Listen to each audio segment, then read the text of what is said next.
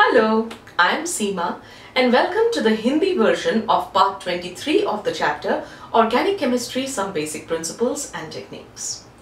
पिछले कुछ वीडियोस में हम डिस्कस कर रहे थे फंडामेंटल कॉन्सेप्ट्स इन ऑर्गेनिक रिएक्शन मैकेनिज्म। अब इस वीडियो में हम दो छोटे सब टॉपिक्स करेंगे। एक है electron movement in organic reaction और दूसरा है electron displacement effects in covalent bonds. Electron movement in organic reaction. एक ऑर्गेनिक रिएक्शन में नॉर्मली क्या होता है, मैंने आपको बताया था रिएक्शन मैकेनिज्म समझाते हुए कि कुछ बॉन्ड्स टूटते हैं, पुराने बॉन्ड्स, और इंटरमीडिएट्स बना देते हैं, और ये इंटरमीडिएट्स फिर नए बॉन्ड्स बनाते हैं और वो हमें प्रोडक्ट्स दे देते हैं। इसका मतलब रिएक्शन में होता क्या है कि पुराने बॉन्ड्स टूटते हैं और नए बॉन्ड्स बनते हैं। एक बॉन्ड क्या होता है? कोवेलेंट बॉन्ड, जब दो एटम्स आपस में एक एक इलेक्ट्रॉन कंट्रीब्यूट करते हैं और दोनों इलेक्ट्रॉन्स को शेयर करते हैं, उसको एक बॉन्ड बोलते हैं। तो जब बॉन्ड टूटता है इसका मतलब वो इलेक्ट्रॉन्स मूव किए। तो ये मूवमेंट ऑफ इलेक्ट्रॉन्स जो होती है वही ब्रेकिंग ऑफ बॉन्ड्स और फॉर्मेशन ऑफ बॉन्ड्स वही होता है कि इलेक्ट्रॉन्स यहां से मूव किए, इधर चले गए, मतलब यहां बॉन्ड टूटा और यहां बन गया। जब हम इस रिएक्शन को लिखते हैं तो हम इसको रिप्रेजेंट कैसे करेंगे, हम दिखाएंगे कैसे कि ये इलेक्ट्रॉन्स मूव किए। ये हम ऑलरेडी पिछली कुछ वीडियोस में कर चुके हैं। जब मैं आपको होमोलिटिक क्लीवेज और हेटेरोलिटिक क्लीवेज समझा रही थी उसमें भी हमने ये नोटेशन किया था, लेकिन फिर भी ये इंपॉर्टेंट है कि इस वक्त हम इसे रिवाइज भी करें और अच्छे से समझ लें कि कितने डिफरेंट वेज है या कितनी सिचुएशंस हैं जहां पे आप ये इस तरह की नोटेशन यूज करोगे। अगर आपको इलेक्ट्रॉन्स की मूवमेंट दिखानी है तो नॉर्मली इलेक्ट्रॉन्स दो तरीके से मूव करते हैं। अगर एक बॉन्ड टूटा या लोन पेयर, इलेक्ट्रॉन्स पेयर्स में मूव करते हैं, हमेशा दो इलेक्ट्रॉन्स मूव करेंगे। अगर दो इलेक्ट्रॉन्स एक साथ मूव करते हैं तो उसको हम एक एरो से दिखाते हैं, और वो एरो कैसी होती है? Curved arrow.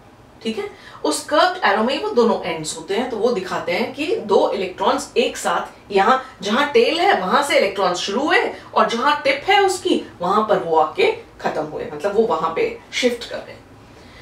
इस नोटेशन को हम कर्व्ड एरो नोटेशन बोलते हैं कि रिप्रेजेंटेशन हम कैसे कर रहे हैं? कर्व्ड एरो से दिखा रहे हैं। तो कर्व्ड एरो नोटेशन हमें क्या दिखाती है? एक इलेक्ट्रॉन पेयर की मूवमेंट, कि एक पेयर इलेक्ट्रॉन्स मूव कर रहे हैं एक ऑर्गेनिक रिएक्शन में। और दूसरे वर्ड्स में ये हमें एक्चुअली क्या बता रहा है कि बॉन्ड्स कहां से कहां मूव कर गए। जैसे ही इलेक्ट्रॉन्स मूव किए तो बॉन्ड भी मूव कर गया, क्योंकि a pair of electrons is a bond. Either it is a bond, या तो वो बॉन्ड है या फिर वो लोन पेयर ऑफ इलेक्ट्रॉन्स है किसी एटम के ऊपर। तो अब तीन सिचुएशंस होती हैं जिसमें आप यूजुअली नॉर्मली ये मूवमेंट देखते हो। फर्स्ट क्या होगी? फर्स्ट सिचुएशन यहां देखो कि ये एक डबल बॉन्ड है।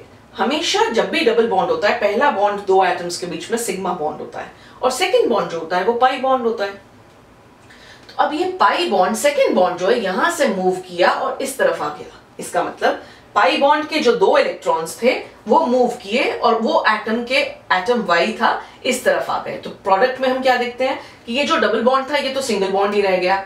डबल बॉन्ड का मतलब चार इलेक्ट्रॉन्स थे, एक ने सिग्मा बॉन्ड, एक पेयर ने सिग्मा बॉन्ड बनाया था, एक पेयर ने पाई बॉन्ड बनाया था। तो पाई बॉन्ड के इलेक्ट्रॉन्स मूव करके दूसरी साइड पे उन्होंने बॉन्ड बना दिया, दूसरी साइड पे एक पाई बॉन्ड बना दिया। वहां पे भी सिग्मा बॉन्ड ऑलरेडी था, वाई की दोनों तरफ बॉन्ड्स थे, एक तरफ डबल बॉन्ड था और एक तरफ सिंगल बॉन्ड था। तो इस डबल बॉन्ड जो है सेकंड बॉन्ड यहां से मूव करके इस तरफ मूव कर गया, तो उसको हमने कर्व्ड एरो नोटेशन से एक पेयर इलेक्ट्रॉन्स की मूवमेंट दिखा दी। तो हम क्या यहां पे क्या रिप्रेजेंट किया है हमने कि इलेक्ट्रॉन पेयर कहां से मूव किया? फ्रॉम पाई बॉन्ड, इस पाई बॉन्ड से टू द एडजेसेंट बॉन्ड, पास वाले बॉन्ड की तरफ वो इलेक्ट्रॉन्स दोनों मूव कर गए। तो आपको प्रोडक्ट जो है वो ये मिल गया। ठीक है, दूसरी पॉसिबिलिटी क्या है कि जो पाई बॉन्ड्स है वो पाई इलेक्ट्रॉन्स मूव किए, एक पेयर इलेक्ट्रॉन्स मूव किया, पाई इलेक्ट्रॉन्स थे, लेकिन वो एडजेसेंट बॉन्ड पे नहीं गए, वो इस एटम पे आ गए, साथ वाले एटम पे शिफ्ट कर गए। तो उन्होंने बॉन्ड नहीं बनाया, एक लोन पेयर ऑफ इलेक्ट्रॉन्स बना दिया। तो ये पाई इलेक्ट्रॉन्स मूव किए और इन्होंने आके lone pair of electrons Y पे बना दिया। तो हमें ये किस टाइप की शिफ्टिंग बोलेंगे कि ये एरो क्या दिखा रही है कि इलेक्ट्रॉन्स जो हैं वो फ्रॉम पाई बॉन्ड से एडजेसेंट एटम के ऊपर आ गए। तो उसको हम कैसे रिप्रेजेंट करेंगे कि अब वो लोन पेयर बन गए। तो आपको समझ आ गया इससे कि ये इलेक्ट्रॉन्स यहां से चले, यहां आए और उन्होंने कोई बॉन्ड नहीं बनाया, वो एक पेयर ऑफ इलेक्ट्रॉन्स वाई के पास आकर उसके ऊपर एडजस्ट हो गया और उसको हम एक लोन पेयर इलेक्ट्रॉन बोलते हैं। तीसरी पॉसिबिलिटी क्या है कि एक लोन पेयर ऑफ इलेक्ट्रॉन्स जो है वो साथ वाले बॉन्ड में जाके पाई बॉन्ड बना देता है। तो यहाँ पे ये जो लोन पेयर इलेक्ट्रॉन्स का था वाई के ऊपर, ये मूव किया और ये साथ वाले बॉन्ड के ऊपर उसने एक सेकेंड बॉन्ड बना दिया, तो उसने एक पाई बॉन्ड बना दिया। तो इसका मतलब हम क्या कहेंगे कि ये किस तरह की शिफ्टिंग थी, from atom two adjacent bond position. Atom पे लोन पेयर ऑफ इलेक्ट्रॉन्स था जो मूव किया और उसने एडजेसेंट साथ वाले बॉन्ड की पोजीशन पे चला गया। तो ये तो था जब हम कर्व्ड एरो नोटेशन जो हम यूज करते हैं दो इलेक्ट्रॉन्स की मूवमेंट दिखाने के लिए। अगर आपके पास एक सिंगल इलेक्ट्रॉन मूव करता है, जैसे अगर आपको याद होगा जब हमने होमोलिटिक क्लीवेज की थी और मैंने आपको बताया था कि फ्री रेडिकल्स बनते हैं, उस केस में एक एक इलेक्ट्रॉन पेयर टूटा, बॉन्ड टूटा, दोनों एटम्स ने अपना अपना इलेक्ट्रॉन वापस ले लिया। इसका मतलब एक इलेक्ट्रॉन इस तरफ गया, दूसरा इलेक्ट्रॉन इस तरफ गया। उसको हम कैसे दिखाते हैं, हाफ एरो से, half barbed fish hook arrow. ठीक है, आपने देखा कि मछली पकड़ने के लिए आप जो हुक डालते हो उसमें एक हुक, सिंगल हुक होता है। तो ये जो है ये half single barbed fish hook arrow use की जाती है कि सिंगल इलेक्ट्रॉन मूव कर रहा है और सिंगल हुक है इस पे और ये कर्व्ड है और ये फिश हुक एरो जो है सिंगल इलेक्ट्रॉन की मूवमेंट शो करती है। So single barbed fish hook arrow notation is used to show the movement of single electrons. एक इलेक्ट्रॉन जब मूव करता है तो हम एक एरो बनाते हैं, कर्व्ड एरो, लेकिन उसका जो टिप है वो सिंगल बनाते हैं, सिंगल फिश हुक की तरह। अब अगर हम एग्जांपल लें दोनों तरह की मूवमेंट्स का, तो एक एक एग्जांपल दोनों तरह की मूवमेंट्स का लिया है। पहला है transfer of OH negative giving ethanol. OH negative से इलेक्ट्रॉन ट्रांसफर हुआ और उसने हमें इथेनॉल दिया। अब ये देखो CH3Br एक कंपाउंड है, दैट इज ब्रोमोमीथेन, और हाइड्रोक्साइड जो है आयन, उसमें से OH नेगेटिव में ऑक्सीजन पे 3 लोन पेयर्स हैं। ऑक्सीजन का एक लोन पेयर इस कार्बन पे आता है, ठीक है, और ये कार्बन और ब्रोमीन इलेक्ट्रोनेगेटिव होता है, तो ब्रोमीन इलेक्ट्रॉन को अपनी तरफ खींच लेता है और ये बॉन्ड जब टूटता है तो हेटेरोडेटिक क्लीवेज होती है और ये दोनों इलेक्ट्रॉन्स, एक ब्रोमीन का था एक कार्बन का था, लेकिन ये दोनों इलेक्ट्रॉन्स ब्रोमीन के पास चले जाते हैं। तो ब्रोमीन के पास खुद के आउटरमोस्ट शेल में कितने इलेक्ट्रॉन्स थे, 7 इलेक्ट्रॉन्स, और एक इलेक्ट्रॉन उसने कार्बन का ले लिया। तो अब हमें क्या मिल गया, ब्रोमाइड आयन मिल गया। तो हमने क्या दिखाया कि ये पेयर ऑफ इलेक्ट्रॉन्स जो है यहां से बॉन्ड से इस तरफ चला गया। तो हमने एक कर्व्ड एरो नोटेशन यूज की दिखाने के लिए कि एक पेयर इलेक्ट्रॉन्स इस बॉन्ड से ब्रोमीन पे चले गए जिसने ब्रोमाइड आयन बना दिया, और एक पेयर लोन पेयर इलेक्ट्रॉन्स यहां OH नेगेटिव से CH3 पे आया। अब OH नेगेटिव में पहले से ही नेगेटिव चार्ज था, उसने जब बॉन्ड बनाया तो एक इलेक्ट्रॉन तो ऑक्सीजन ने कंट्रीब्यूट किया और दूसरा इलेक्ट्रॉन तो उसके पास एक्स्ट्रा ही था, तो उसने वो दोनों इलेक्ट्रॉन्स यूज करके कार्बन के साथ बॉन्ड बना लिया। कार्बन का जो इलेक्ट्रॉन उसने लूज कर दिया था ब्रोमीन को, वो अब उसे ये एक्स्ट्रा इलेक्ट्रॉन मिल गया तो वो न्यूट्रल हो गया, राइट। ये अब न्यूट्रल होके आपको क्या मिला, CH3OH। तो आपने इलेक्ट्रॉन्स के मूवमेंट से दिखा दिया कि बॉन्ड कहां था और कहां बना, इलेक्ट्रॉन ट्रांसफर रिएक्शन में कैसे हुई, ठीक है। अब एक और example low, dissociation of chloromethane. Chloromethane molecule जब टूटता है, डिसोसिएट होता है, तो CH3Cl कार्बन और क्लोरीन के बीच में बॉन्ड टूटता है, और ये जो क्लीवेज है ये हेटेरोलिटिक ना होके होमोलिटिक होती है। होमोलिटिक मतलब कार्बन ने अपना इलेक्ट्रॉन वापस ले लिया, क्लोरीन ने अपना इलेक्ट्रॉन वापस ले लिया।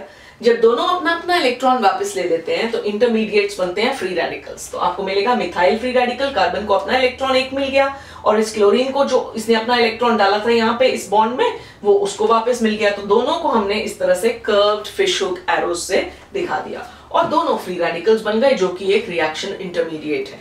फ्री रेडिकल्स बहुत स्टेबल नहीं, बिल्कुल भी स्टेबल नहीं होते, और क्योंकि इनका ऑक्टेट कंप्लीट नहीं होता, इसलिए ये सिर्फ एक इंटरमीडिएट स्टेज होते हैं। ये इमीडिएटली जाकर किसी और से रिएक्ट करके अपना ऑक्टेट कंप्लीट करेंगे और नए बॉन्ड्स बनाएंगे।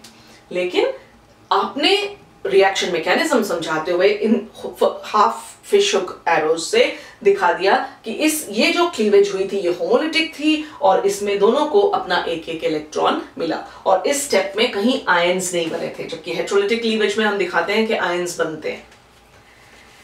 तो ये था electron movement in organic reaction. हम मूवमेंट कैसे दिखाते हैं पेयर ऑफ इलेक्ट्रॉन्स और कैसी सिचुएशंस होती हैं जिसमें हम इलेक्ट्रॉन्स की मूवमेंट दिखाते हैं।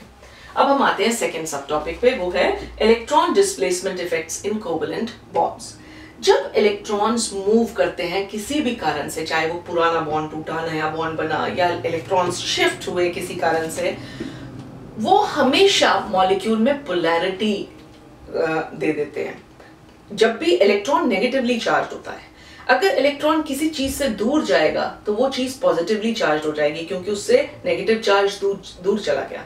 अगर नेगेटिव चार्ज किसी चीज के नजदीक जाता है तो वो चीज नेगेटिवली चार्ज हो जाएगी नेचुरली, क्योंकि नेगेटिव चार्ज उस पर बढ़ गया।